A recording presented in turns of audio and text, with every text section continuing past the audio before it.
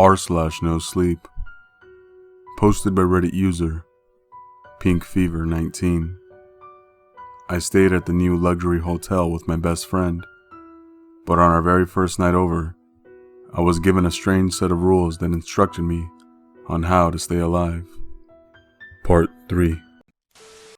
I fell on the bed, gross and absolutely defeated. My cell phone remained by my bedside. I think it's been there since the moment I woke up in bed. And looking at it, ignoring several missed calls and voicemails, I saw that it was just a little over 2 in the morning. Knowing that, I nodded off.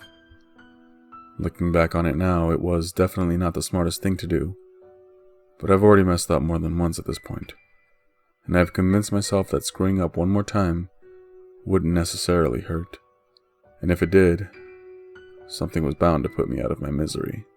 Another knock at the door woke me with a start, the noise heavy and demanding. I had to pull out my second note again to remember the man looking for his hat, or what was supposed to be him. When I opened the door, there was no one there, and gritting my teeth, limped my way over 2 doors down, as instructed.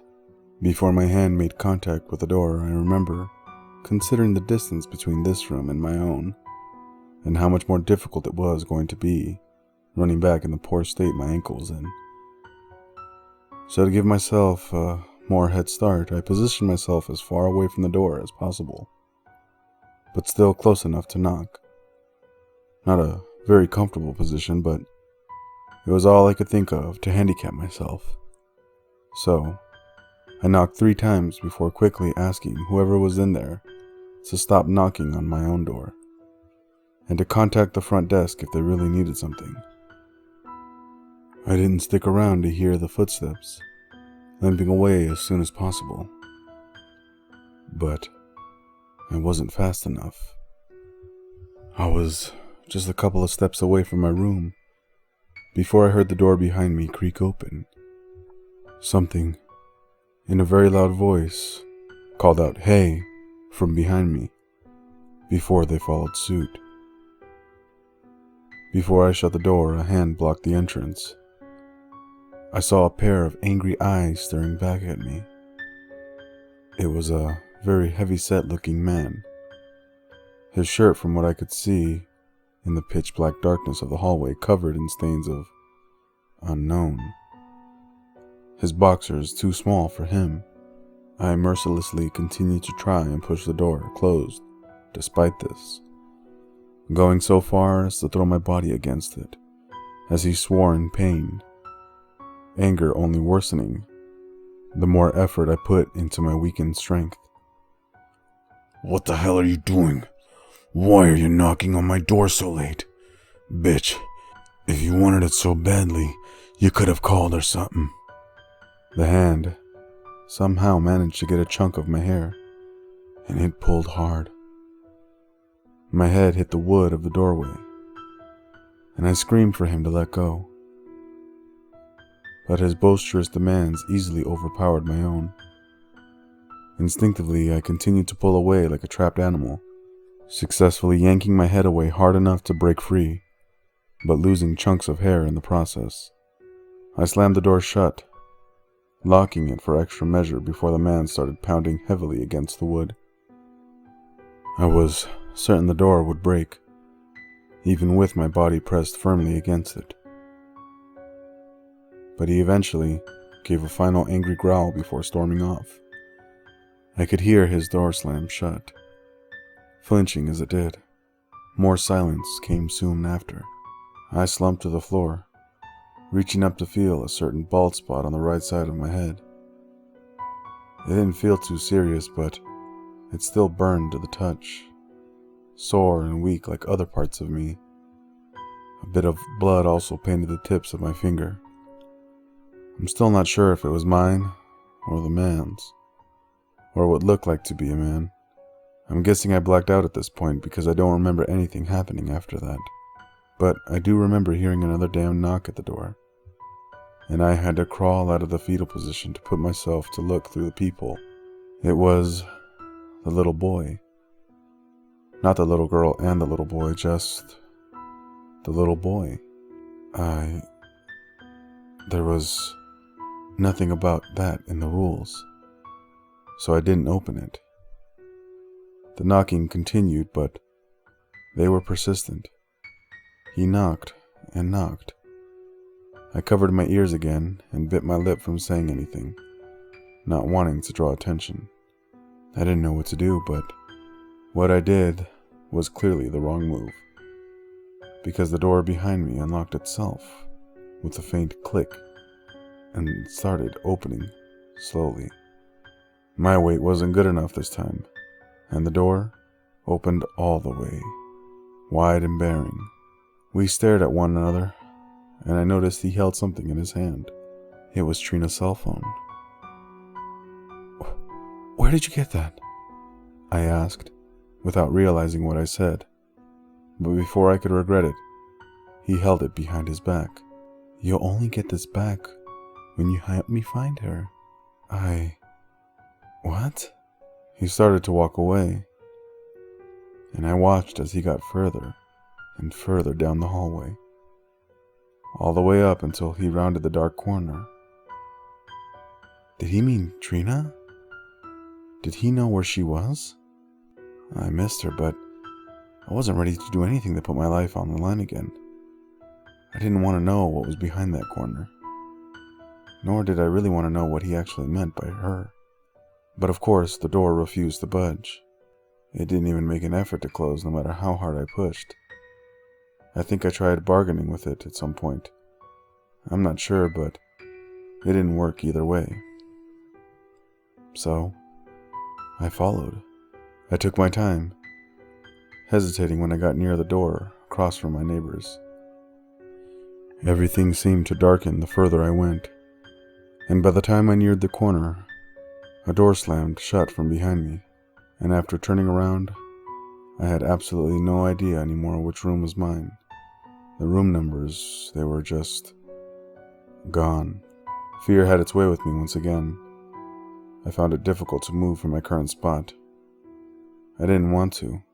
I didn't want to die. I didn't want to die.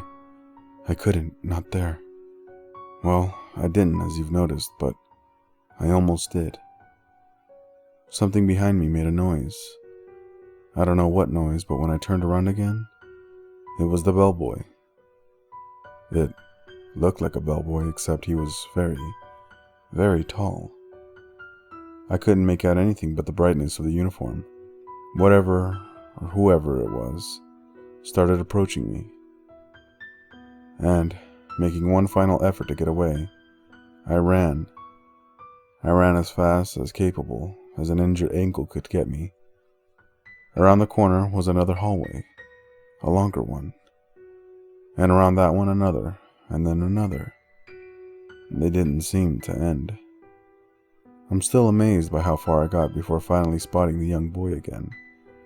Only this time, he was in an elevator, and the doors were starting to close. I screamed at him to wait. I begged him to keep the doors open, but he just smiled. A smile far more unsettling than his sister's, but one very similar to the thing in the mirror.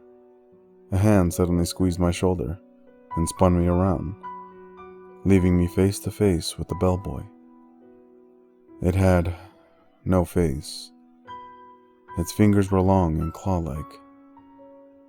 I could no longer scream. I couldn't make a sound. The thing bent down, bringing its face closer to mine. Sounds came out of it, ones resembling a human voice. A few of them. It spoke no louder than a whisper. So warm. So soft. Please let me in. And then it opened up its mouth. Or at least, I think it was its mouth. Something small, tiny spider-like beings came crawling out. Presumably thousands. The hand holding my shoulder kept me in place, and those things started crawling all over me. Into my mouth, my ears, my nose. I couldn't breathe. I couldn't do anything. I'm certain a few of them managed to get under my eyelids and fingernails as well. And as you can imagine, the pain was absolutely unbearable. I never want to feel that way again. And then something else was pulling me back away from the bellboy. It dragged me across the floor and into what I think now was the elevator. But I'm still unsure of where it brought me. High-pitched screaming, a sound made similar to the woman on the phone, could be heard coming from the bellboy's direction. I remember the vibrations of the floor, and even the walls around me. But whatever was dragging me brought me to a place that kept me far away from whatever chaos it left behind. Something sharp entered my neck, and instantly I could feel again. I could breathe, I could hear, and somehow even see. I could scream. Something covered my mouth as I tried backing away. A hand. It was difficult to make out my surroundings. I still can't tell you where I was. I genuinely don't know, but I did recognize the familiar faint smell of the rotten meat. It spoke to me, harshly pulling out whatever was in my neck. I'm sorry. That wasn't part of the deal. What just happened to you, I mean. I wanted to say something, but the hold on my mouth only tightened. It was a man's voice. Nothing like the bellboy, and nothing like the man 2 doors down. He sounded very normal. The heat emitting from his hands felt normal. I think it was an actual person that saved me. I can't tell you too much, but those notes I left for you, everything you need to know was on there. However, they deviated from their normal behavior. Their normal routine, I should say. Despite this, you did everything right, so I'm going to let you go. And of course, everything I heard is paraphrasing what I can recall him saying. I still don't understand what he meant by part of the deal, or how whatever those things were didn't stick to protocol. Was it some sort of test? Is the hotel some kind of experiment? Again, more questions, and I have been given 0 answers. I don't know what he did to me after that, but according to the nurse, she said I was found in my room unconscious, and they only found me when the maid came in to clean the room. My parents were called, of course, and they flew out to take care of me. They're staying in a motel close to the hospital, and thank God for that. I haven't told them what happened. I know that no one will believe me. That doesn't stop them from trying to get me to tell them, though. After some thought, this is something I've decided to take to my grave. I don't want to be admitted into a psychiatric facility. I don't need to. At least, I don't think so. Not yet. The nightmares are still there. I still see them. I can't even look at my own reflection without having some sort of panic attack. I really don't know what to do from here. Trina's still missing. Her mother has reached out to several local news networks to help and try find her. Police have already come by to question me, and unfortunately, yes, I am a suspect to her disappearance. Her mother refuses to speak with me, and according to my own mother, she blames me for everything that's happened to her daughter. Trina is my best friend. I would never hurt her, and it breaks my heart knowing that she thinks that way. I miss her so much, but I almost want to cry, not because of her disappearance, but because I actually managed to make it out of hell alive. I'm sorry if I'm not the hero you wanted me to be. The one that tells you that everything's fine now, and that I'll be going back to find Trina and save her. No, I'm never stepping foot in that place again. I can't. I'll lose whatever sanity I have left, even if I look at that building again. Oh, I also went and found their website. All the reviews are a perfect 5 out of 5 stars. Nothing from no one reviewing about the hell that happened to me. I just can't wrap my head around that. I can't be the only one who's been through this. I tried to leave a review of my own as well, but before I could submit it, the whole site glitched and kicked me out. I tried several times, but the same thing would happen. I'm on the brink of crying just thinking about it. Please, if you've experienced this, please reach out to me. I can't be the only one alone on this. I can't be the only survivor. Right? Also, for those who haven't even heard of the place or at least thought about going, don't. I beg you, please, just don't. I hope I don't sound like a broken record because I need you to listen to me and take my warning very seriously. I'm not sure if the hotel will find my story on Reddit, but on the chance that they do, please, spread this to as many people as possible. I'm still quite exhausted after all of this, so I'll be resting here for a few more days. The doctor has been giving me medicine to help the pain on my ankle, but I don't want to take them. The doctor, he sounds like the man who saved me. I don't want to trust anyone who has come from that place, even the savior who supposedly got me out of there. I don't want to die. I don't want anything to do with that hotel. I just want to go home. Once again, thank you all for hearing me out. I know it's long, but thank you. And Trina, if you ever somehow read this, I'm so sorry. I'm so sorry.